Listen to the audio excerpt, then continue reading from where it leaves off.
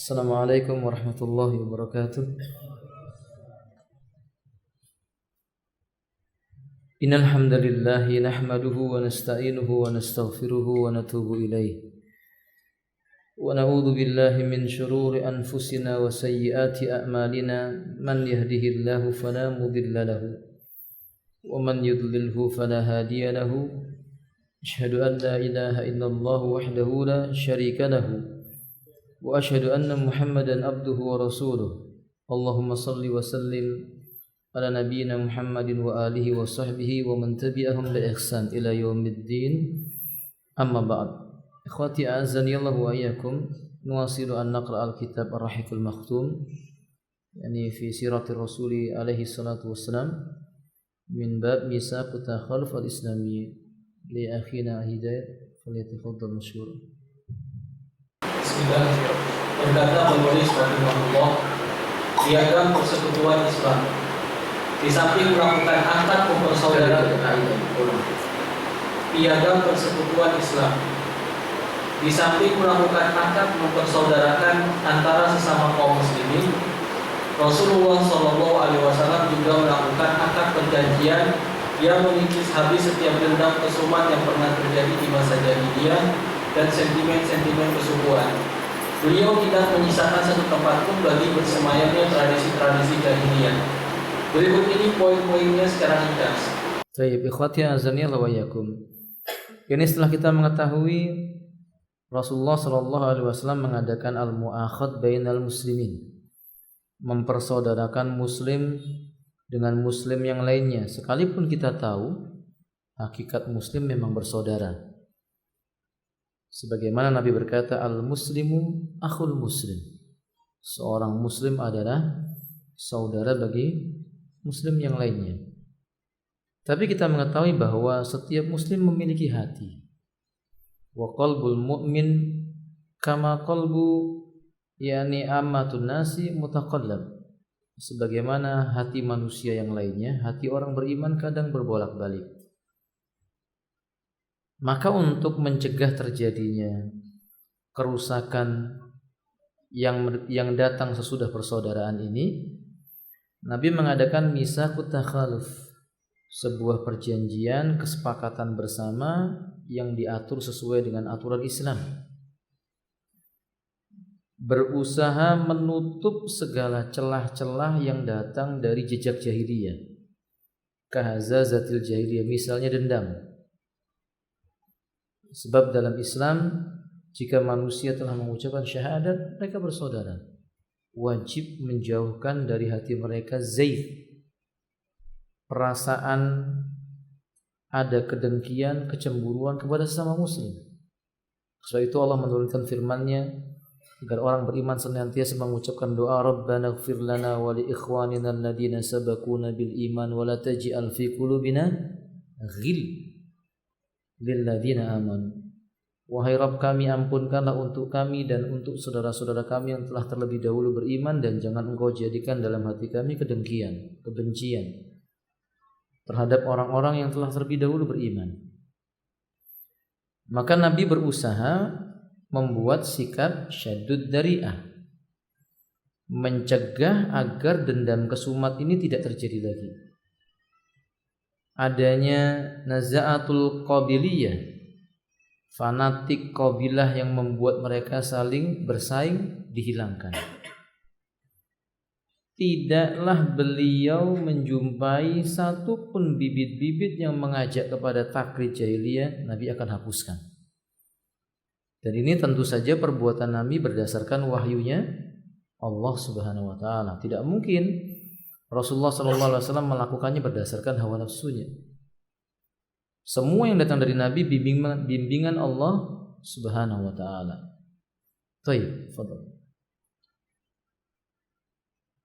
Ini adalah perjanjian yang dibuat oleh Nabi Muhammad SAW di antara sesama kaum mukminin dan muslimin dari suku Quraisy, Yathrib, dan orang yang mengikuti mereka, berafiliasi dengan mereka serta berjuang bersama mereka.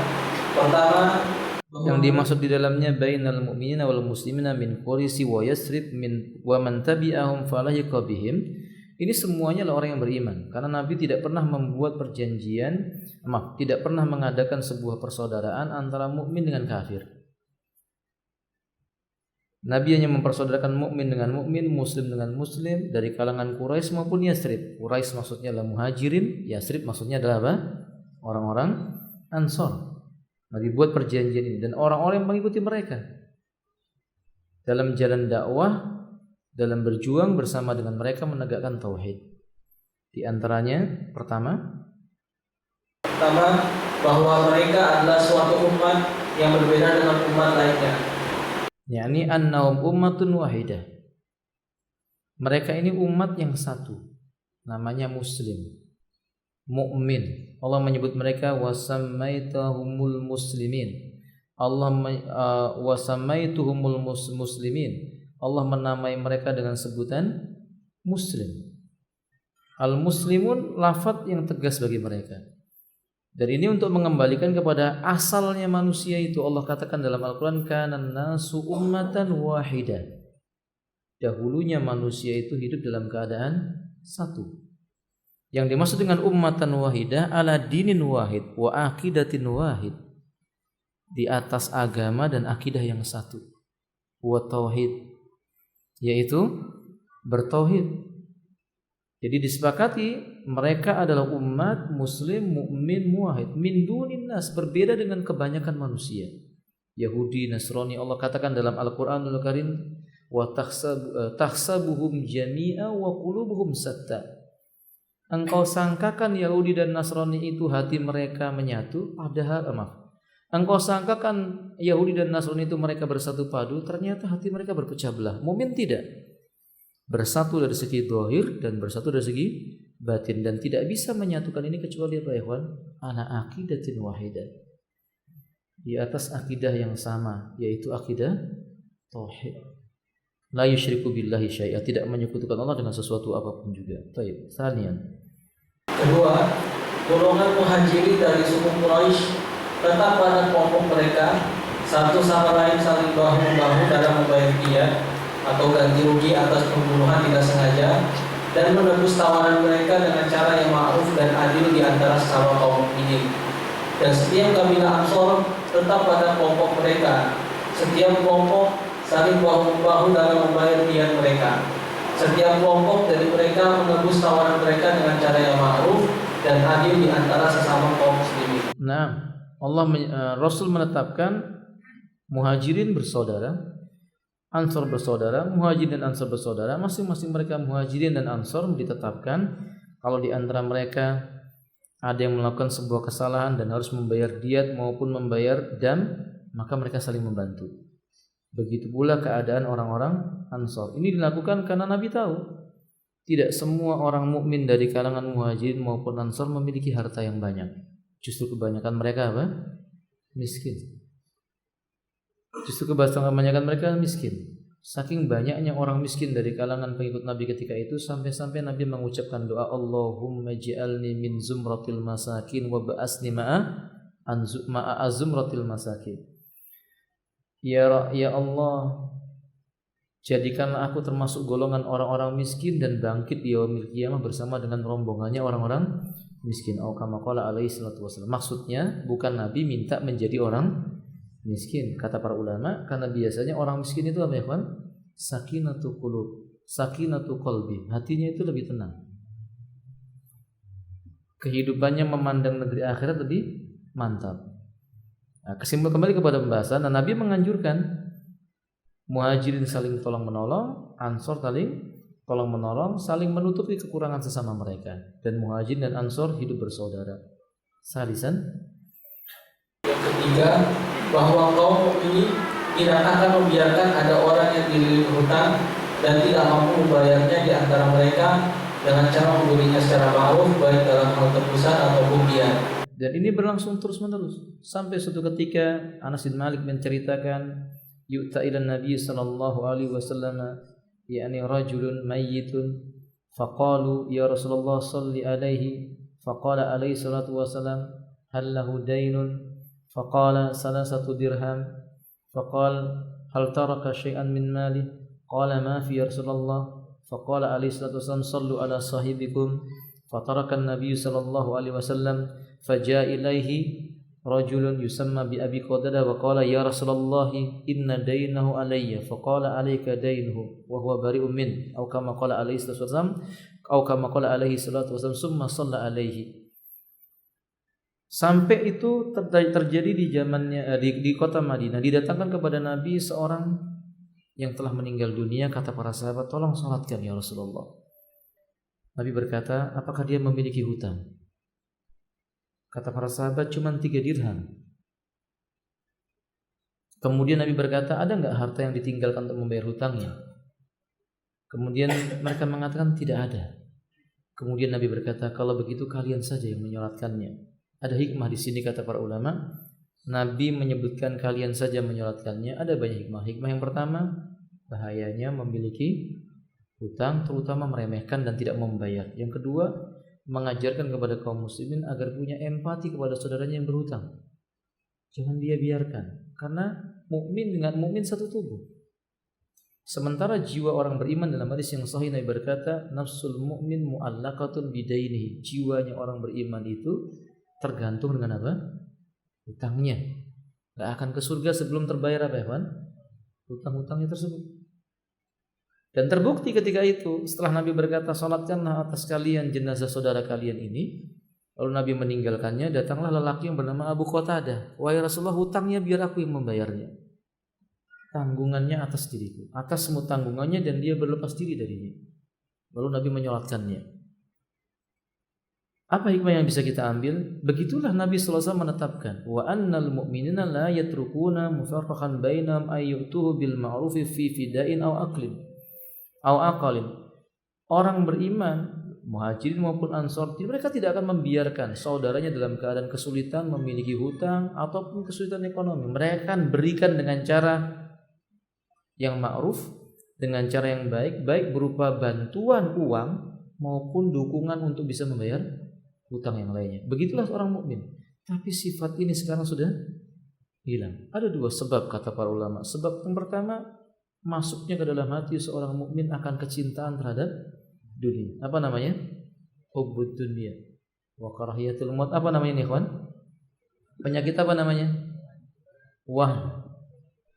Penyakit wahan, cinta dunia dan takut dengan kematian dalam membela kebenaran. Yang kedua, karena hilangnya amanah. Yang kedua ini terjadi karena hilangnya amanah. Ya, ini maksudnya berapa banyak orang yang beriman yang dia berhutang, dia tidak amanah. Padahal dia mengambil uang milik saudaranya.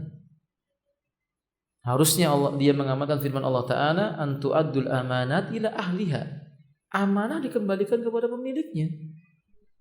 Kalau kita berhutang kepada orang lain, berarti kita mengambil amanah milik orang. Harus kembalikan kepada pemiliknya. Ketika 2 perkara ini hilang, maka hilang saling kepercayaan.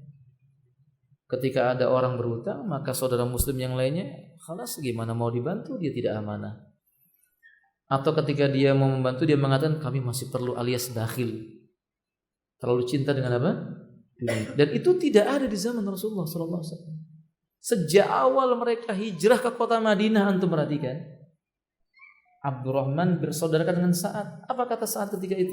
Apa kata saudara beliau ketika itu? Saya punya 2 kebun. Kamu saya lihat datang tidak memiliki harta kecuali pakaian yang kamu pakai. Ambillah salah satunya kebun itu. Pilih kamu mana yang kamu suka. Ada nggak di zaman sekarang? Insya Allah masih ada. Tapi sepertinya jarang. Apa bahasa kita, langka gitu kan ya? Sudah langka, tapi masih ada. Karena memang bumi Allah ini nggak akan kosong dari orang-orang seperti ini. Maka itu akan ada. Sebagaimana adanya orang yang membela kebenaran, la tazalu ta'ifatum min ummati dhahirina 'alal haq. Akan senantiasa ada sekelompok manusia dari kalangan umatku, dia membela dan menang membela kebenaran itu. Demikian yang mengamalkan kebaikan, masih ada. Insya Allah masih ada. Disampaikan ini mudah-mudahan kita termasuk di dalamnya. Allahumma amin. Lanjutkan ya akhi. Bahwa kaum mukminin yang bertakwa akan memusuhi orang yang melakukan pembangkangan di antara mereka, mencari alasan berbuat zalim, dosa, permusuhan ataupun kerusakan di antara kaum mukminin. Nabi menetapkan tidak boleh loyal kepada orang zalim, tapi menasihati orang yang zalim. Berdasarkan hadis Nabi sallallahu alaihi wasallam, unsur akhaka zaliman wa madluman. Tolonglah olehmu saudaramu yang berbuat zalim dan yang terdolimi. Sahabat-sahabat bertanya, al-madlum ya Rasulullah, kaifa bidzalim? Ya, kalau orang didolimi iya. Masa orang zalim ditolong? Gimana cara menolongnya? Maka Nabi mengatakan, engkau hentikan perbuatan zalim. Dengan cara apa ya, Pak? Nasihat. Memberi nasihat kepada orang yang zalim. Bukan orang zalim dinasihati dengan kedzaliman. Ya, Islam memang membolehkan orang zalim dibalas sebatas kedzalimannya, tapi itu kan berat. Menakar berapa besar zalimnya kita balas sebatas dengan kedzalimannya sesuai dengan setakaran dengan kedzalimannya, itu berat. Lebih baik kita menasihatinya. Jangan pernah ubah kedzaliman dengan apa? Kedzaliman, karena itu tidak akan membawa kepada kebaikan. Islam melarang kalau sudah ditegakkan nasihat, orang zalim itu melampaui batas dengan kedzalimannya, kita berikan wala, enggak boleh. Namanya bagh, melampaui batas. Islam larang ini. Maka beliau mengatakan wa annal mu'minil muttaqina ala man baghi alaihim, orang beriman dan bertakwa Allah Rasulnya wajibkan memusuhi orang-orang yang melampaui batas. Memusuhi orang-orang yang melampaui batas, terutama mencari-cari alasan untuk berbuat kedzaliman atau berbuat dosa, mengadakan permusuhan dan terutama kerusakan di antara sesama mukmin. Maksudnya siapa? Orang munafik. Maka ayatnya turun secara khusus kepada Nabi, dan apa yang ada pada Nabi berlaku untuk kaum mukminin. Ya ayyuhan nabi jahidil kuffara wal munafikin waghlud alaihim. Wahai Nabi, perangilah olehmu orang kafir dan munafik, bersikap tegas dan keraslah kepada mereka. Waghlud alaihim. Enggak ada kepada orang munafik itu apa? Senyum-senyum, enggak ada. Kalau terbukti kemunafikannya, kata Allah Subhanahu wa taala, sikapi dengan keras. Dan itu yang dilakukan oleh Nabi kepada kaum mukminin, dan agar tidak lagi orang beriman bermain-main dengan sifat-sifat apa? Kemunafikan. Khamisan. Yang kelima, bahwa mereka semua bersatu menentangnya, sekalipun dia adalah anak salah seorang di antara mereka. Nah, tidak boleh mereka membela orang yang zalim ataupun kufur. Wa inna aydihim alaihi jami'an, mereka satu tangan, sepakat bersatu padu walau kana waladu ahadim, walaupun itu anak salah seorang di antara mereka. Ya kalau berbuat zina enggak ada. Ini khusus pembesar Ansor, anaknya yang berbuat zina dikasih rukhsah, enggak jadi dihukum had, enggak bisa. Berbuat zina kalau dia itu bukan orang yang menikah, cambuk berapa kali? Fajliduhuma mi'ata marrah, 100 kali. Dua-duanya laki-laki dan perempuannya. Kalau dia itu menikah atau pernah menikah atau sedang menikah, ya dia apa? Dirajam. Umar mengatakan, jangan sampai kalian menyangka bahwasannya hukum tentang rajam tidak terdapat dalam Al-Quran lagi. Maksudnya karena orang sekarang mengatakan, mana ayatnya dalam Quran nggak ada rajam, yang ada cambuk. Jadi kata para ulama ahli tafsir, Quran itu ikhwan, ada ayat yang disebut dengan apa? Nasih, dan ada ayat yang mansuh. Mansuh itu ada yang dimansuh secara hukum, ayatnya masih ada, tapi ada yang dimansuh secara ayat, hukumnya masih ada. Dan termasuk dalam bab inilah hukum tentang apa? Rajam. Ditegaskan oleh Nabi SAW, dan Nabi melakukan hukum rajam. Dan tidak boleh lalu mengatakan yang ini khusus Ansor, enggak, rukhsah, enggak. Bahkan terhadap orang yang tinggal di kota Madinah, berada di bawah kekuasaannya kaum muslimin, berlaku hukum Allah pada mereka. Jadi jangan dikira orang-orang Yahudi yang tinggal di kota Madinah, ketika Nabi berada di Madinah bersama dengan kaum muslim lalu menguasai Madinah, dan maka kemudian orang-orang yang ada di Madinah berupa Yahudi dan Nasrani enggak berlaku hukum Islam. Berlaku. Telah dijumpai dalam riwayat yang sahih, dikeluarkan oleh Imam Abu Daud, ada anaknya orang Yahudi berzina. Hukumannya apa? Harus dicambuk. Atau kalau tidak dirajam. Yahudi itu meminta kepada Nabi supaya dihukumi dengan hukum Taurat. Diturunkan kepada Nabi siapa? Nabi Musa alaihissalam. Dia pikir isi Taurat berbeda. Dan dia pikir bahwa Nabi bisa dibohongi karena Nabi kan buta huruf. Maka ketika Taurat itu dibuka tentang hukum bagi pelaku zina, ditutup dengan jempol tangannya. Ayat yang menyebutkan pelaku zina dalam kitab Taurat itu tidak dicambuk, harus dirajam sampai mati. Mau muhsan maupun ghairu muhsan. Kalau dalam Islam, kalau ghairu muhsan dicambuk. Kalau muhsan dirajam.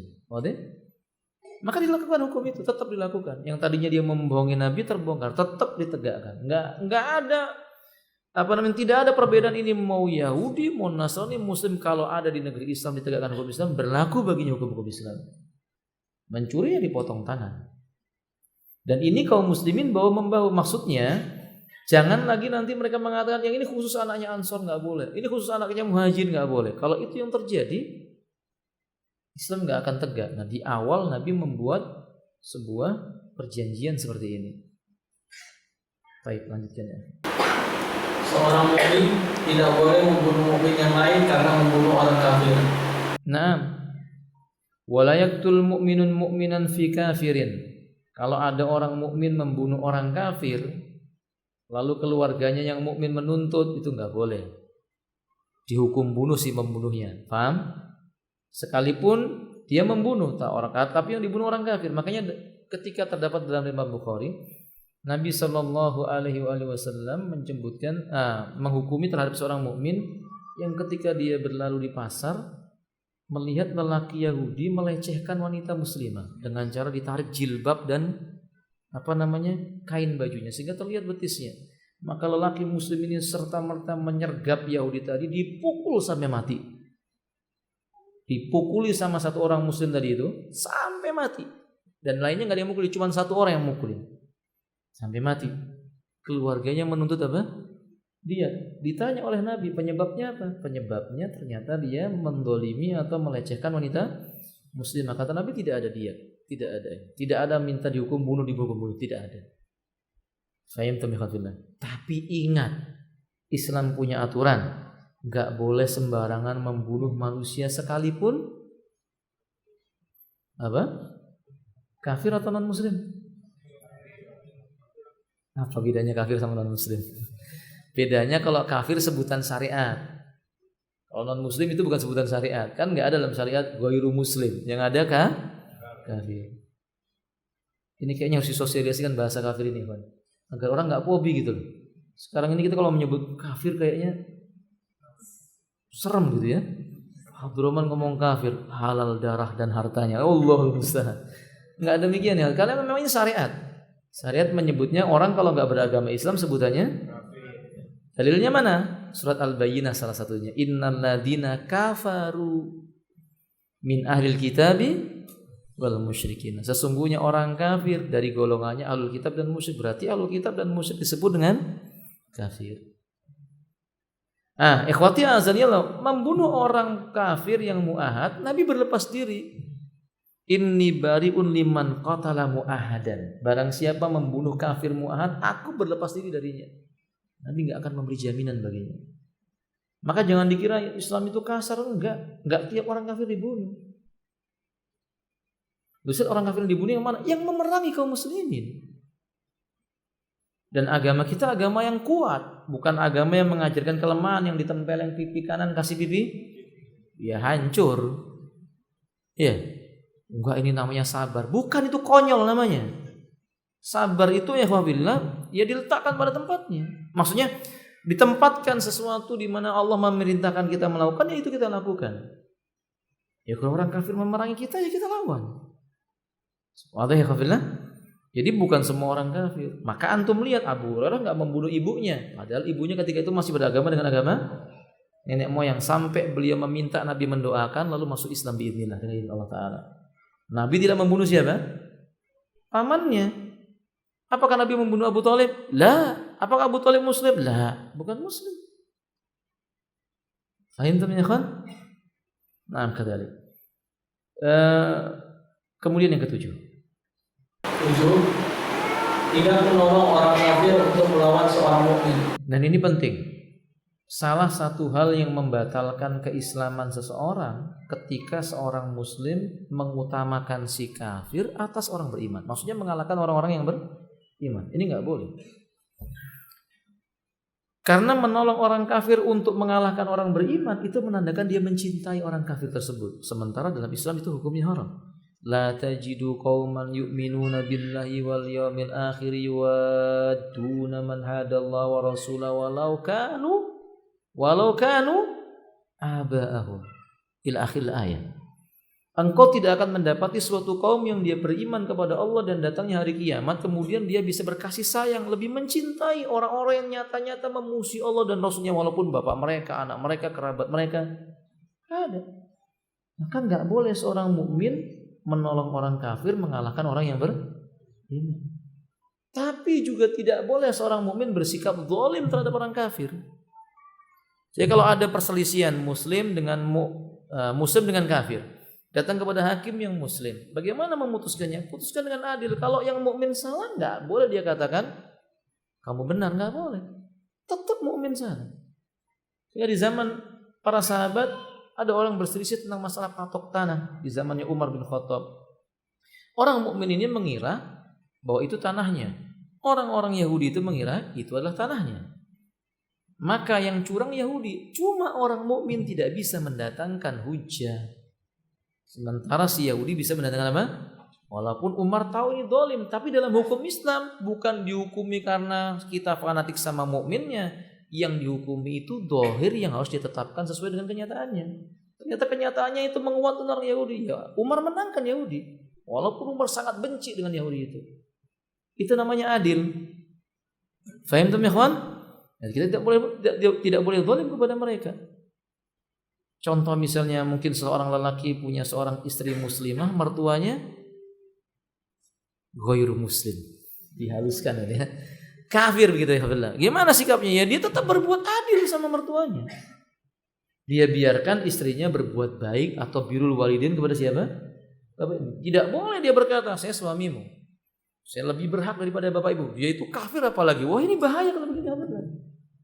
Kita tetap bersikap adil kepada mereka. Tapi kalau tadi menolong orang kafir untuk mengalahkan orang beriman, abadan tidak. Tidak akan boleh seorang mukmin selama-lamanya. Terakhir ya, kemudian soal jawab. Kedelapan, tanggungan atau perlindungan Allah itu harga satu dan dapat diberikan kepada mereka sekalipun oleh orang yang paling rendah di antara mereka.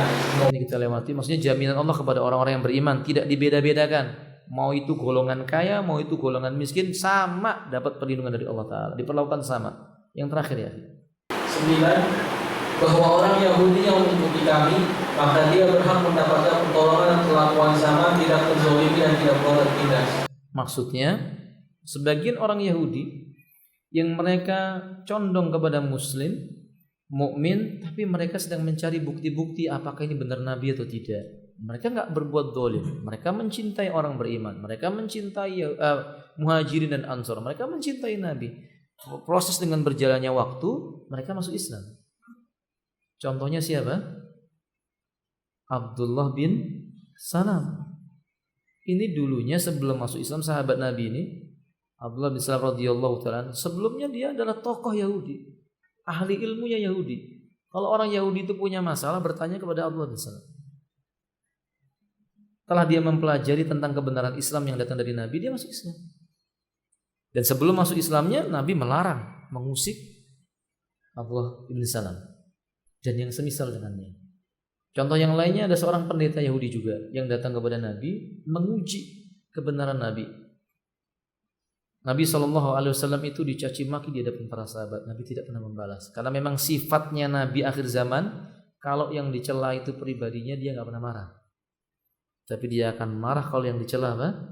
Agama Allah Ta'ala. Ini terbukti. Nabi SAW pinjam uang kepadanya,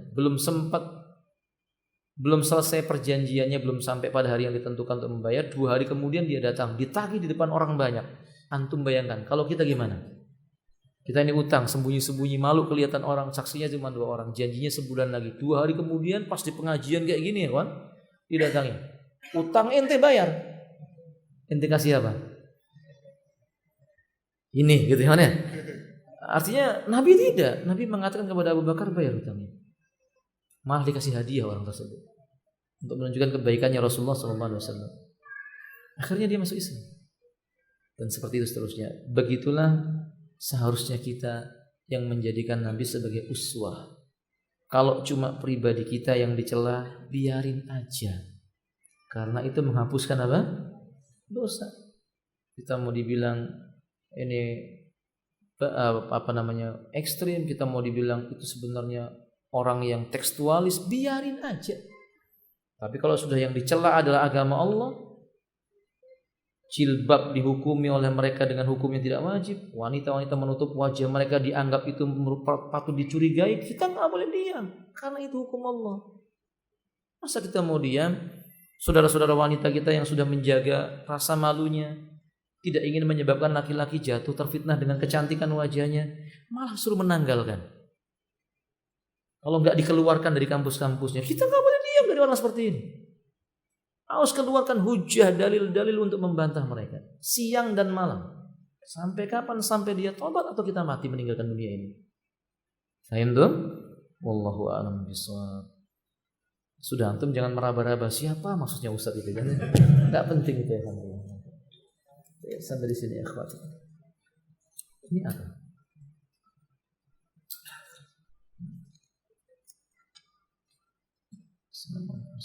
Waktu saya kecil dulu zaman SD saya sering ambil barang-barang. Saya sering ambil barang 5, bayarnya 3. Masya Allah. Dan mencuri coklat di supermarket. Apakah ini termasuk kategori berhutang? Bagaimana cara menebusnya bila tidak bisa menemukan pemiliknya? Yang pertama, mudah-mudahan dia belum balik.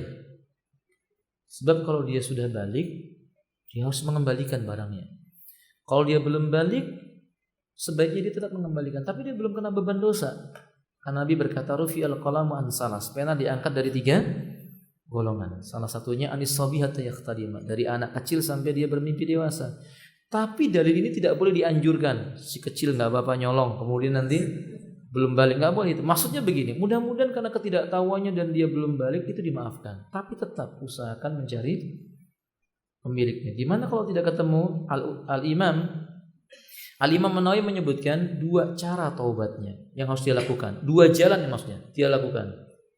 Yang pertama, dia berdoa. Setiap kali dia berdoa untuk dirinya, dia doakan orang yang diambil hartanya itu. Ya Allah, ampuni aku, ampuni pula si fulan yang aku ambil. 5 bayar 3 tadi itu ya. Kemudian apa yang alhamdulillah, yang kedua, dia bersedekah. Bersedekah dia niatkan untuknya dan untuk orang yang diambil hartanya. Lalu Imam Nawawi mengatakan batasnya sampai kapan? Sampai dia merasa puas seolah-olah dia sudah tunaikan apa yang menjadi haknya. Itu nggak akan mungkin terwujud kecuali sampai mati. Itu maksudnya. Lakukan terus menerus. Kalau ketemu bayar, kalau enggak ya lakukan dengan cara yang tadi itu. Wallahu a'lam bishawab.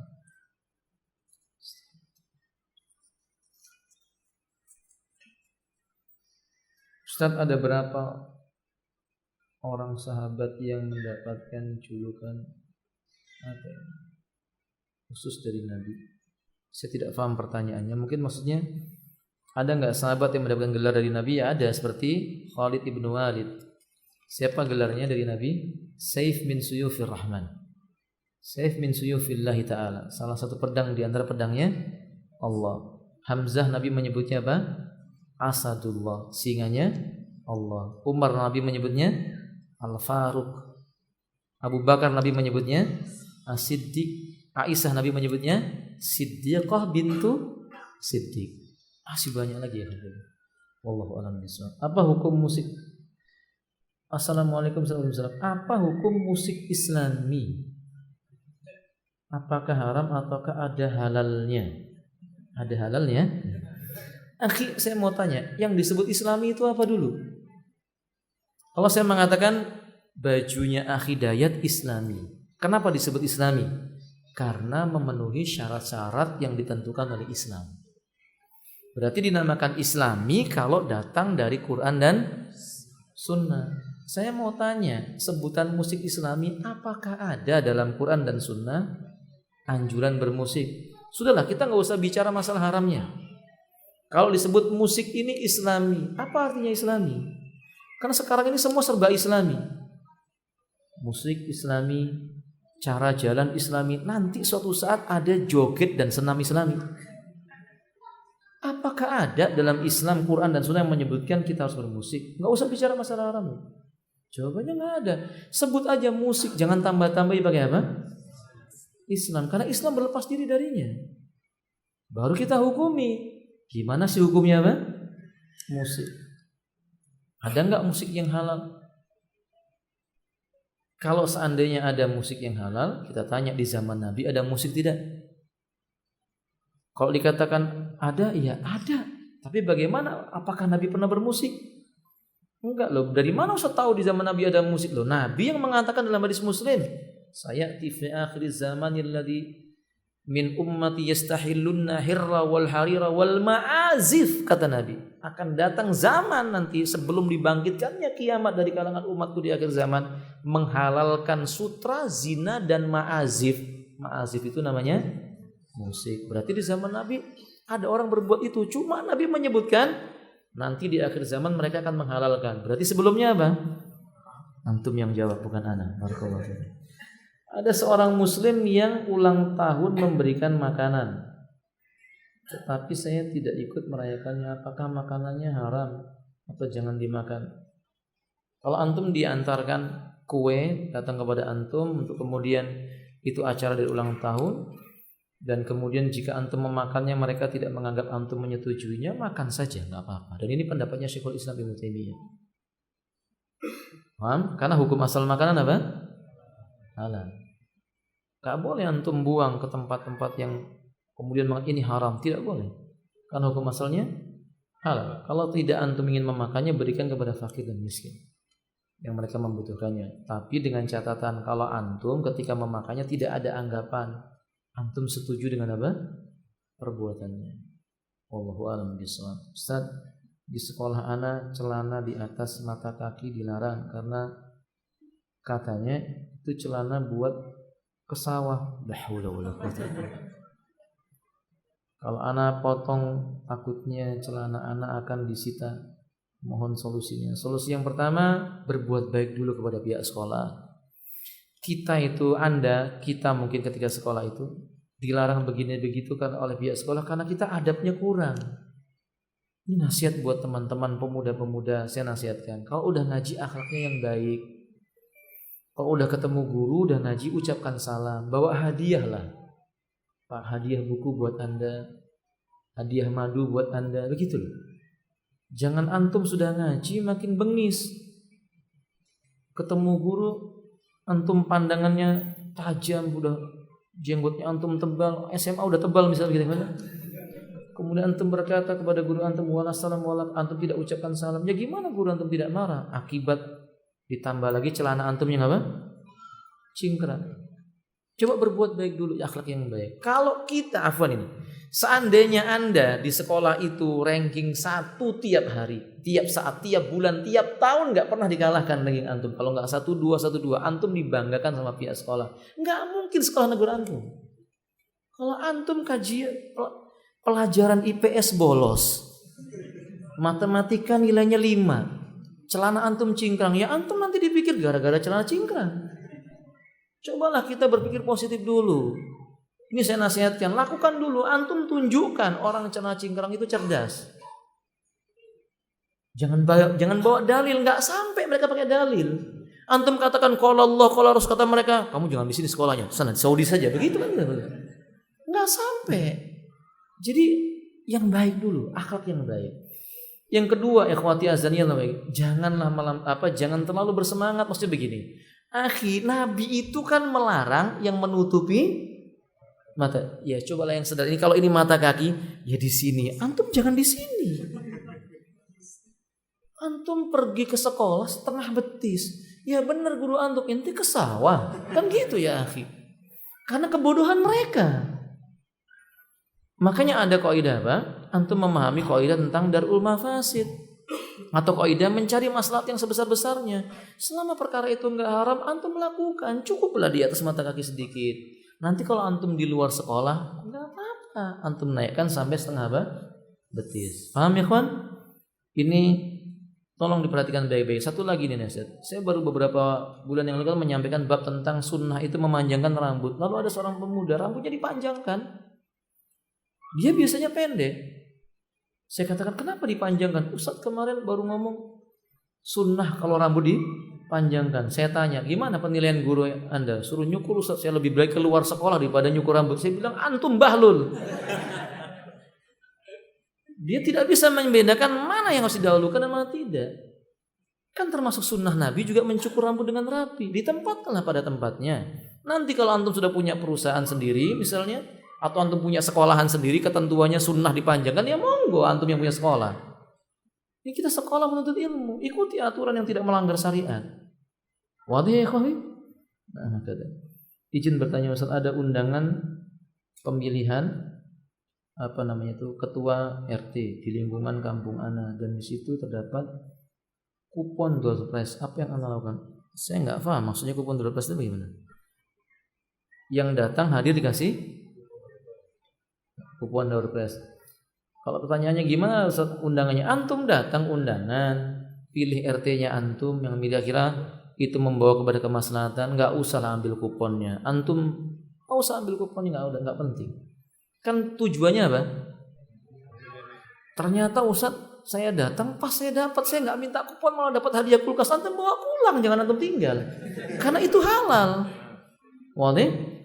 Itu hal antum diberikan. Tapi kalau antum berniat untuk dapat doa, enggak usah. Pilih aja RT-nya yang baik, datangi, kemudian pulang. Tawakal kepada Allah. Ustaz, intinya itu kalau antum diberi cuma-cuma hukumnya halal. Ustaz, ana mau tanya, membayar hutang terlebih dahulu atau menikah Ustaz? Ya. Dilihat mana yang paling mendesak. Utang itu kan ada dua macam. Utang yang terikat dengan waktu, dengan utang yang tidak terikat dengan waktu. Antum hutang diberi waktu bayar 10 tahun lagi, sementara antum sudah tidak sanggup menahan syahwat. Mana Ustaz, nikah besok atau bayar hutang dulu? Ya antum nikah dulu. Kan diberikan kelonggaran oleh yang memberi apa? Hutang. Dan bahaya. Ustaz, boleh enggak utangnya buat nikah? Ya boleh, gak apa-apa. Karena hutang hukumnya halal. Hutang hukumnya halal. Dan ikhwati azanillah wa yakum, kata beliau, kalau ana membayar hutang maka walimah ana akan tertunda Ustaz. Sedangkan ana mau cepat menikah Ustaz. Oh, kalau permasalahannya adalah hanya karena menunda apa? Walimatul urus, akhi, gak apa-apa. Antum nikah dulu. Walimahnya 3 bulan yang akan datang. Gak apa-apa. Gak ada masalah. Nabi berkata ulim walau bisyat. Kalau antum nggak sanggup walimah yang besar, Nabi berkata berwalimahlah walaupun 1 kambing. Kalau di negeri kita ya antum nggak sanggup kambing, telur cukup lah ya ikhwan. Undang 10 orang teman antum, ayo kita makan telur. Atau bakso semangkok 30 orang cukup. Nggak punya sama sekali Ustaz. Lah kok nekat antum nikah? Mbok yo sabar, kata Nabi puasa dulu. Akhiru da'wana alhamdulillahirabbil alamin. Subhanakallahumma wa bihamdik, asyhadu an la ilaha illa anta astaghfiruka wa atubu ilaik. Assalamualaikum warahmatullahi wabarakatuh.